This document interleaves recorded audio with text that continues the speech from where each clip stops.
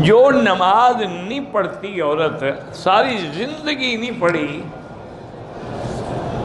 تو امام احمد بن حنبل رحمۃ اللہ علیہ کے نزدیک تو کافر ہے۔ جنت کا کیا معنی؟ امام احمد بن حنبل رحمۃ اللہ علیہ اور شیخ الاسلام ابن تیمیہ رحمہ اللہ اور شیخ الاسلام ابن القیم رحمہ اللہ اور امام محمد بن رجب الحنبلی رحمہ اللہ وہ فتویٰ دیتے ہیں کہ جو بندہ مرد یا عورت بالغ ہو کے بغیر عذر کے ایک نماز بھی چھوڑ دے وہ کافر ہو جاتا ہے۔ اور اسی بے نمازی کی حالت میں اگر وہ مر جائے تو امام صاحب نے لکھا ہے کہ لا یصلی علیہ، اس پہ جنازہ نہ پڑھو، وہ کافر ہے۔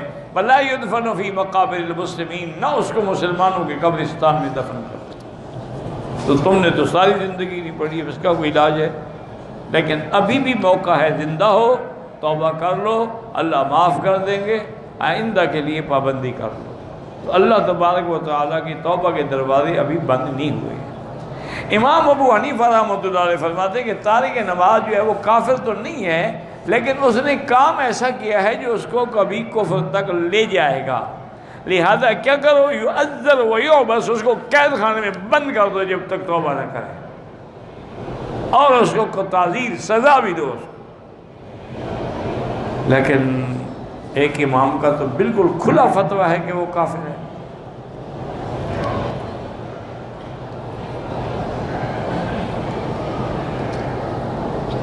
ایک آدمی نے کسی کو خیرات دی، اس نے آگے خیرات کر دی، ٹھیک ہے، کوئی بات نہیں، دونوں کو ثواب ملے گا۔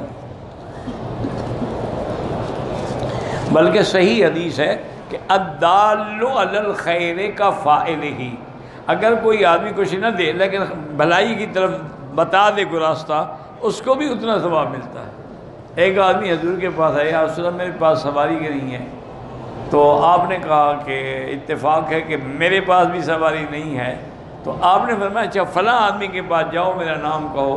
وہاں گیا تو اس نے اس کو اونٹ دے دیا، تو آپ نے فرمایا کہ ہمیں بھی اتنا ثواب ملا جتنا دینے والے کو ملا۔